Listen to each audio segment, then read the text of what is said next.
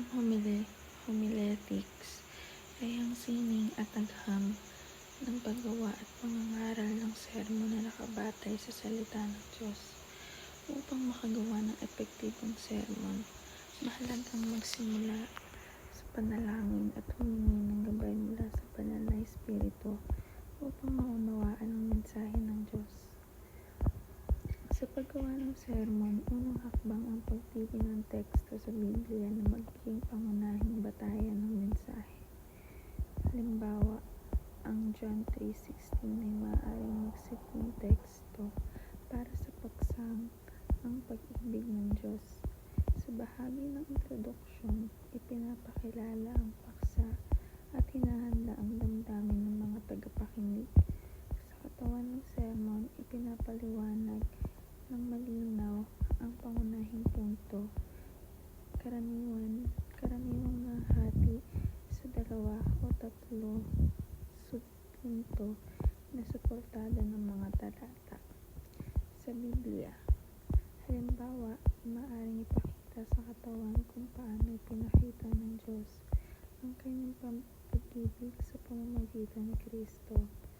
Sa konklusyon naman, inuulit ang pangunahing kaisipan, binibigyang diin ng aplikasyon sa buhay, at hinihikayat ang tagapakinig na tumugon sa mensahe ng Diyos.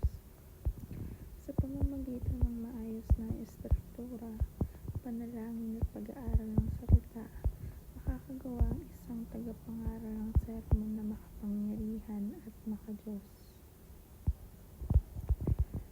Ang 2 Timothy chapter 4 verse 2 ay isang malinaw na utos ni Pablo kay Timoteo na nagsasabing ipang-aral mo ang salita ng Diyos. Maging handa ka sa pagharap sa anumang pagkakataon, maging ito man ay maginhawa o hindi. Sa pamamagitan ng matiyagang pagtuturo, sawayin mo, pagsabihan at hiniking ang mga tao. Ipinapahayag sa talatang ito ang kahalagahan ng pagiging tapat at masigasig sa pangangaral ng salita ng Diyos. Sa lahat ng panahon, maging ito man ay panahon ng kaginhawaan o kahirapan, 3 pangunahing tungkulin ang binanggit. Una, ang pagsaway. Pangalawa, ang pagsaway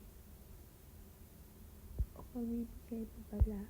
At pangatlo, ang paghihikayat at paghihimok. Ang lahat ng ito ay kailangang gawin ng may tiyaga at malinaw na pagtuturo. Pinapaalala ng talata ng isang tagapangaral ay hindi lamang dapat mahusay magsalita, kundi dapat laging handang tumugon sa tawag ng Diyos sa anumang kalagayan.